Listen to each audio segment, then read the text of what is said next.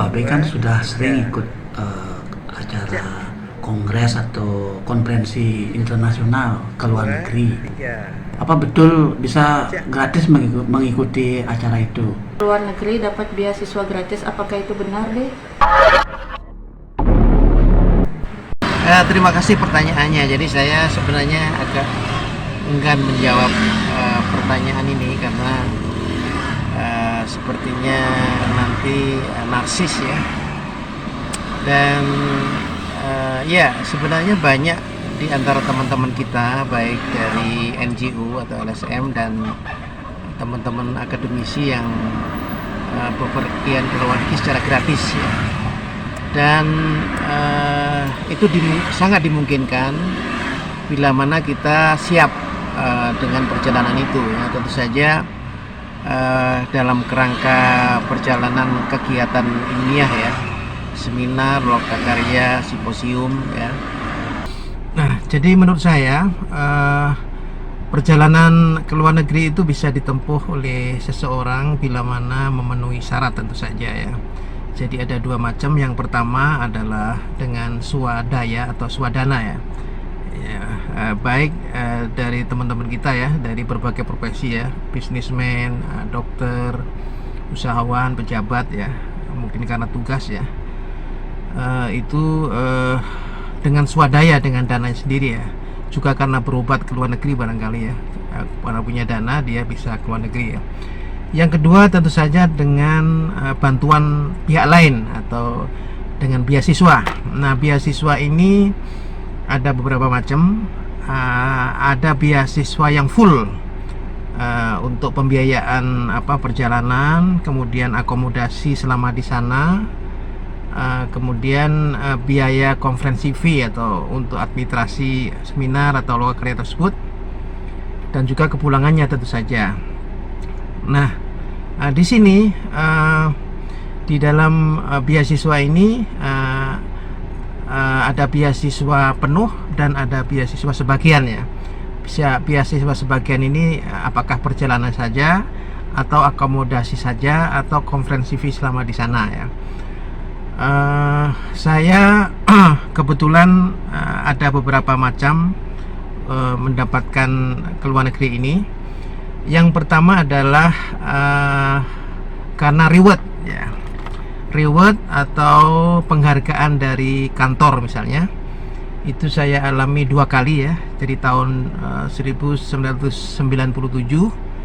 itu Profesor Munin Jaya ya, pimpinan saya di unit epidemiologi komunitas Fakultas Kedokteran Udayana, memberikan ya semacam reward kepada saya untuk menghadiri pertemuan konferensi ICAP keempat di Manila.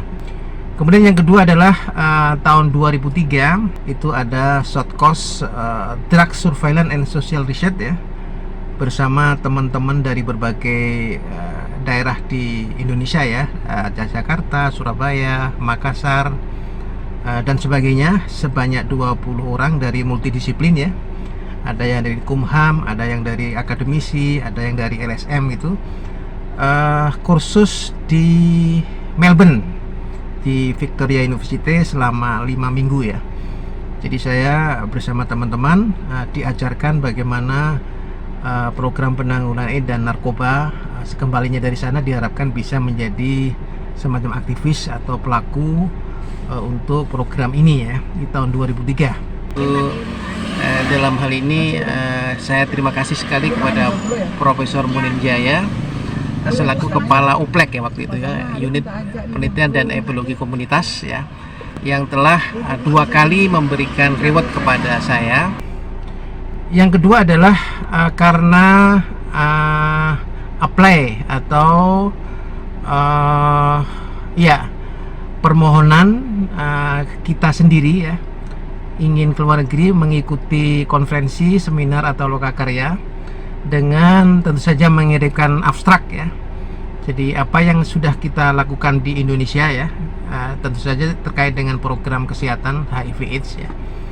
Jadi karena apply ini tentu saja ada yang sekupnya di dalam negeri ya. Jadi saya kebetulan di berbagai kota di Indonesia, syukur punya kesempatan ya di Surabaya, di Jakarta, Makassar, Palembang dan sebagainya.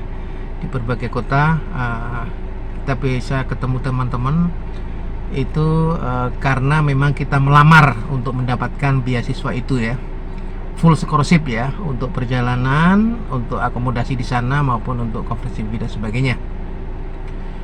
Nah, ke luar negeri untuk full scholarship ini saya mengapply misalnya tahun 2011. Alhamdulillah saya bersama Pak Yudi Arnawa, Kepala Biro Kesra Provinsi Bali, berkesempatan ke Korea Selatan ya. Kita mengajukan abstrak untuk mengikuti pertemuan ICAP ke-10 di Busan, Korea Selatan. Jadi saya mempresentasikan tentang keberhasilan Bali dalam program penanggulangan HIV/AIDS melalui transmisi seksual. Kemudian Pak Yudi Arnawa menyampaikan peran kader desa peduli AIDS atau KDPA dalam penanggulangan HIV/AIDS di Bali ya. Jadi kami bersama delegasi Indonesia lainnya ya, baik dari Bali maupun dari wilayah lain di Indonesia, berhasil menembus kompetisi penulisan abstrak di pertemuan ICAP tersebut. Kemudian yang ketiga adalah tentu saja di samping reward, apply itu karena penugasan. Nah, di penugasan ini teman-teman sekalian, itu misalnya tahun 2009 ya, karena penugasan ini tahun 2009, Komisi AIDS Nasional Ibu Bu Napsiah Boy itu memberikan tugas 2 orang dari Bali ya. Waktu itu kebetulan saya sama teman kita dari Pak Suwarjayase dari Dinas Kesehatan Provinsi Bali itu mendapatkan tugas mengikuti sebuah pertemuan konferensi di Australia, Australian Sexual Health ya, semacam itu di Brisbane. Itu selama 5 atau 1 minggu waktu itu adalah karena penugasan dari Komisi AIDS Nasional ya.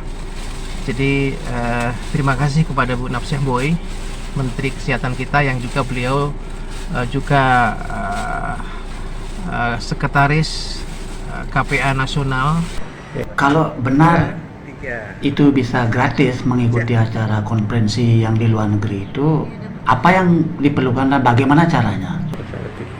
Dan persyaratannya apa saja untuk mendapatkan beasiswa gratis tersebut?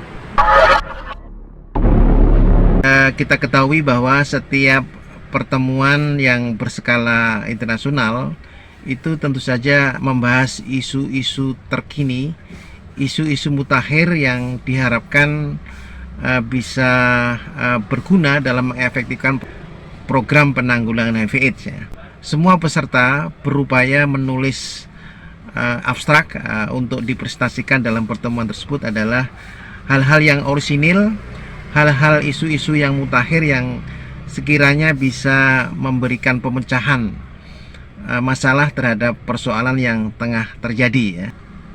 Jadi yang pertama adalah bagaimana materi pertemuan yang kita ajukan itu bisa menarik dan dinilai penting dan terima oleh panitia. Selain persyaratan utama yakni materi yang sudah diterima oleh panitia, tentu saja persyaratan berikutnya adalah pendukung lainnya ya, termasuk kita punya paspor, kemudian kita sudah mengantongi izin atau visa dari negara yang ingin kita tuju tersebut. Apa manfaat yang didapatkan selama mendapatkan beasiswa gratis tersebut? Dan apa manfaatnya bagi kita? Nah, merespon pertanyaan apa manfaatnya, itu tentu saja setiap orang punya jawaban ya.